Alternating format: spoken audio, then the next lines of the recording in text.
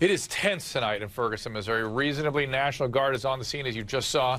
Evie, what do you make? Let's get to the witness accounts and the very... I'm actually surprised there's not a greater variation amongst the eyewitness accounts, because I'm used to eyewitnesses being so inaccurate. What do you think's going on here?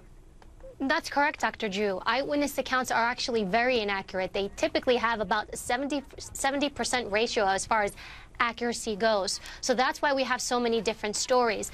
And the other thing to keep in mind is witnesses lie as well, unfortunately. I've worked many cases where a witness, all they need to do is give their account of the story, and unfortunately they can skew information because they may have a certain motive or want the case to go one way or another, or they may simply want to deflect information off of them, or they may simply be afraid and do not want to get involved, which I think is what a lot of what we're dealing here with this case.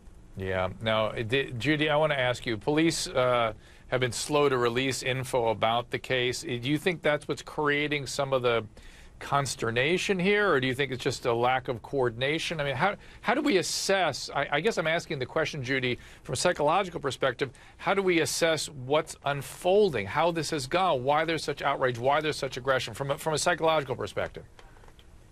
Well, Dr. Drew, I think what's happening here is an illustration of how much we all want to believe that we have control over our life and over our circumstances. Now, when something like this happens, we feel like we're losing that control, and that can make people very defensive and aggressive to try to protect yourself. That fight or flight comes up right away, and you're trying to just survive. Part of the problem with this sort of like slow piecemeal revealing of the information as well, there's some really big problems with it. And one is, I think it's given some people to actually start making things up and look at other things that are not reliable and make an opinion already, so that when you get that information, you're just assimilating it into what you already know, because we don't like to change our minds. Right. Once we've made up our minds, it takes approximately 13 facts for us to actually consider changing our minds. So that's going to be really hard. Yeah, so Tiffany, I get what Judy's saying here, is that we come with our biases to this, and it's a confusing situation, so our biases tend to inform us more than the actual facts.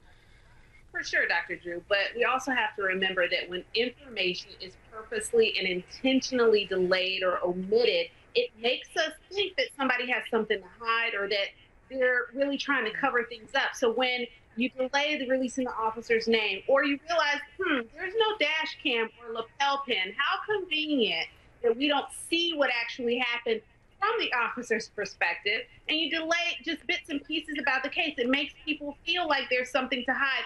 Add on to that the cultural perspective here, and that these people have probably a history of not trusting the police because of past hurt. Right. So it's kind of a pile on effect.